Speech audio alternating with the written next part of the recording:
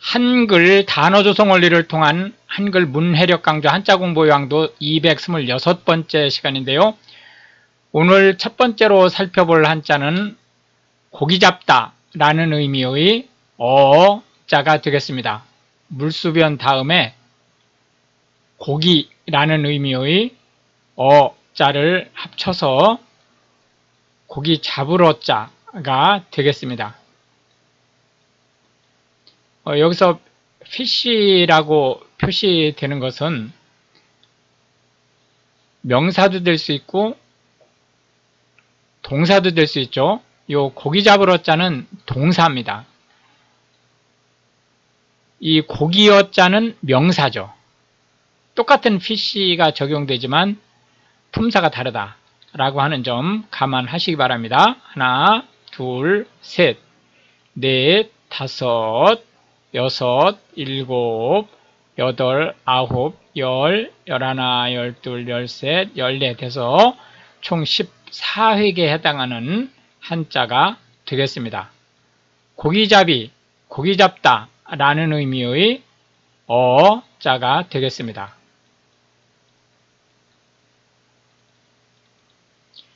어부라고 하면 고기 잡는 일을 직업으로 하는 사람을 얘기하는 거고요. 어로라고 하는 것은 고기 잡는 일 그 자체를 얘기하고, 어업이라 하면 고기 잡는 일이 포함된 산업을 얘기합니다. 어업은 1차 산업에 속하죠. 어선은 고기잡이용으로 쓰는 배들을 말합니다. 어망은 고기잡이 그물을 얘기하는 거고요. 어장은 고기 잡는 일을 하는 장소, 즉 물론 강도 어장일 수 있지만 어장 그러면 주로 바다를 얘기하는 거죠. 바다에서 고기잡이 일을 하는 곳을 얘기하는데, 이 어장이라는 말 안에는 고기들이 자주 출몰하는 곳이라는 뜻을 내포하고 있습니다. 금어기라고 하는 것은 산란기에 고기를 잡지 못하게 함으로써 수산자원을 보호하고자 하는 정책이라고 할 수 있고요. 어항이라고 하면 고기잡이 배가 접안하기 좋도록 각종 시설을 한 항구를 얘기합니다. 연안어업이라고 하는 것은 연안이라는 말이 묻, 육지에서 가까운 바다라는 뜻이죠. 그렇기 때문에 연안어업 그러면 육지에서 가까운 곳에 있는 바다를 대상으로 하는 어업을 얘기합니다. 통상 연안하면 수심이 한 200m 정도 되는 우리가 얕은 바다, 천해라고 하는 대륙붕이라고도 하는 그런 지역을 중심으로 하는 어업이다 이렇게 보시면 되겠고, 원양어선이라고 하면 원양에서 고기를 잡는 배란 뜻이죠. 그래서 원양은 뭐냐면 육지에서 멀리 떨어져 있고 깊은 바다를 얘기하죠. 그렇기 때문에 원양어선은 한 번 출어를 하면 몇 달씩 있을 수 있기 때문에 원양어선 자체에 예를 들어서 조리, 냉동 이런 모든 시설들이 다 갖추어져 있죠. 그리고 이제 규모가 크죠. 오랫동안 나가 있다가 많은 고기를 잡아서 싣고 와야 되기 때문에. 두 번째 체크할 한자는 적자가 되겠는데요. 알맞다 라는 의미의 한자가 되겠습니다. 적당하다, 알맞다 라는 의미의 여기에 삐쳐 올라가는 거죠. 자가 되겠습니다. 그리고 삼수변은 지금 일부러 앞으로는 모두 정자로, 그전에는 이런 식으로 해서 썼는데 이제 정자로 쓰기로 했죠. 그 정자에 맞춰서 획수도 거기에 맞춰서 세주시기 바랍니다. 하나, 둘, 셋, 넷, 다섯, 여섯, 일곱, 여덟, 아홉, 열, 열하나, 열둘, 열셋, 열넷, 열다섯 해서 총 15획에 해당하는 한자가 되겠습니다. 알맞다 라는 의미의 적자가 되겠습니다. 적자는 총 15획에 해당하는 한자가 되겠습니다. 적당하다 라고 하는 것은 알맞다 라는 뜻이고요. 적절하다 라고 하는 것은 딱 알맞다 라는 뜻입니다. 적합하다 라고 하는 것은 요구하는 사양에 완전히 부합하다 라는 뜻이고요. 적용하다 라고 하는 것은 어떤 기술이라든지 이런 것들을 어떤 일에 써먹다 그런 뜻입니다. 적응하다 라고 하는 것은 어떤 요구 조건 또는 사용 방법 또는 환경 이런 것들에 잘 맞추다 라는 뜻이고요. 내가 맞춰 쓰는 겁니다. 적성이라고 하는 것은 어떤 일에 적합한 성품, 여기서 성품이라고 하는 것은 타고난 기질을 비롯해서 각종 기술, 지식, 애티튜드 이런 것들을 총체적으로 그 사람이 그쪽 분야에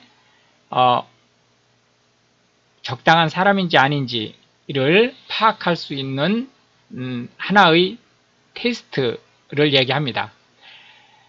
적재, 적소라고 하는 것은 적재는 적당한 인재를 이게 제가 장소가 아니고 재주가 있는 사람이란 뜻이죠. 적정한 인재를 적당한 소가 장소죠. 또는 어떤 일을 그 적당한 일에 맡겨라 라는 말로 인사 행정, 인사 관리의 가장 중요한 요소가 되겠죠. 적기라고 하는 것은 무슨 일인가를 하기에 딱 알맞은 때를 얘기하고, 적격자라고 하는 것은 제시된 조건에 딱 부합되는 인재를 얘기합니다. 쾌적하다라고 하는 것은 아주 기분이 상쾌하고 좋다라는 의미를 가지고 있습니다. 마지막 세 번째 한자는 청자가 되겠는데요. 맑다, 이 청자가 대단히 여러 가지 종류가 있기 때문에 감안하시기 바랍니다.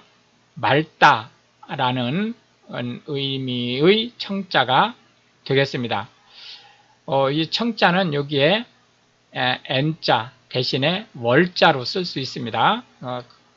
월자로 한번 써보겠습니다. 하나, 둘, 셋, 넷, 다섯, 여섯, 일곱, 여덟, 아홉, 열, 열하나 해서 총 11획에 해당되겠고요.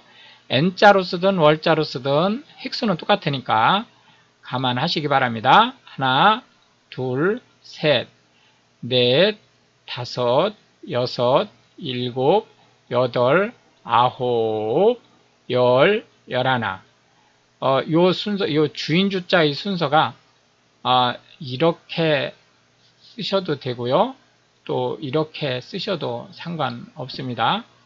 그거는 참고하시면 되겠습니다. 청정지역이라고 하는 것은 공해가 없는 구역이란 뜻입니다. 청정이 공해가 없이 깨끗하다 그런 뜻을 가지고 있죠. 청소하다 라고 하는 것은 쓸데없는 또는 쓰레기, 먼지 이런 것들을 제거하는 작업을 얘기하는 거고요. 청렴하다 라고 하는 것은 청렴은 자기 자신이 하는 일, 즉 예를 들자면은 이제 자영업 이런 데에서는 청렴하다는 말이 대부분 안 쓰입니다. 청렴하다는 주로 공직 이게 쓰이고, 이제 공직이 아니라도 그 급여 생활을 하는 사람들한테는 청렴하다는 말이 확대해서 적용될 수 있습니다. 그러나 기본적으로 청렴하다는 말은 공직자에게 쓰이는 말이고요. 공직을 수행함에 있어서 개인적인 이익을 탐하지 아니하고 깔끔하게 일을 하다라는 뜻입니다. 청명하다라고 하는 것은 날씨가 쾌청하다, 뭐 구름 한 점 없다 이런 표현을 하죠. 청명하다라는 다른 표현이라고 보시면 되겠습니다. 숙청이라고 하는 것은 정리, 지저분한 것을 정리해서 깔끔하게 하다라는 뜻인데, 원래 실제 이제 그 현대 한국어에서는 그런 의미로는 별로 안 쓰이고, 정치적으로 적을 제거하는 일들을 숙청이라는 말로 받아들이고 있습니다. 이거는 이제 그 공산 사회주의 국가 쪽에서 정적을 그 계획적으로 제거하는 일에 숙청이라는 말을 적용하면서 이제 의미가 그렇게 변질돼 버렸죠. 청산하다라고 하는 것은 빚을 깔끔하게 정리하다라는 뜻과 법인이 부득이하게 해산을 해야 되는 경우 해산 이후에 채권 채무관계를 정리하는 것을 청산이라고 얘기를 합니다. 청결이라고 하는 것은 깨끗해서 흠이 없다. 즉 여기서 흠은 먼지라는 의미죠. 먼지 하나 없다 그런 뜻인데요. 그런 의미도 있지만 실제 이제 현대 그 한국어에서 특히 향후 이 청결하다라고 하는 부분은 깨끗해서 위생적이다 라고 하는 의미로 점차 변해가고 있습니다. 특히 이 청결하다의 반대말은 불결하다인데요. 그 불결하다라고 하는 말은 이제 크게 두 가지 의미를 가지고 있습니다.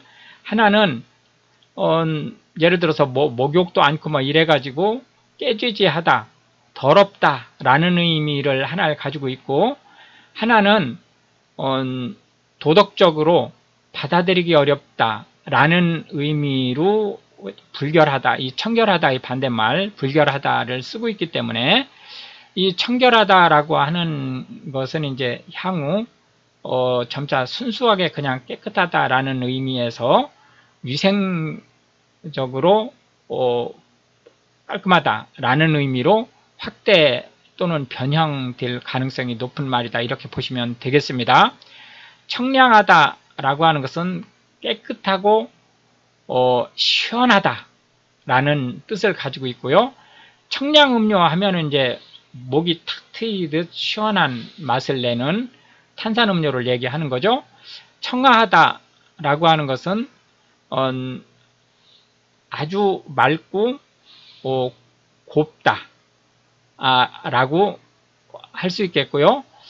목소리가 청아하다 이런 말을 쓸 때는 목소리에 일체 흠이 없이 아주 맑고 고운 소리로 노래를 한다라는 의미를 가지고 있습니다. 충청도는 충청남도, 충청북도, 대전광역시, 세종특별자치시를 포함한 지역, 우리가 호서 지방이라고 얘기하는 지역, 전라도 위, 경기도 아래, 경상도에서 볼 때 서쪽에 위치하는 지역이다 이렇게 보시면 되겠습니다. 이렇게 해서 이제 오늘도 우리는 세 개의 한자와 각 한자에 대해서 현대 한국어에서 자주 쓰이는 10개씩의 단어를 살펴보았는데요. 이것이 한글 문해력 향상에 도움이 되고 특히 외국인으로서 한국어를 배우시는 분들한테 한국어 단어가 어떻게 만들어지는지에 대한 폭넓은 이해를 전달할 수 있게 되기를 바라겠습니다. 시청해 주셔서 감사하고 우크라이나를 위해 기도해 주시면 더욱 감사하겠습니다.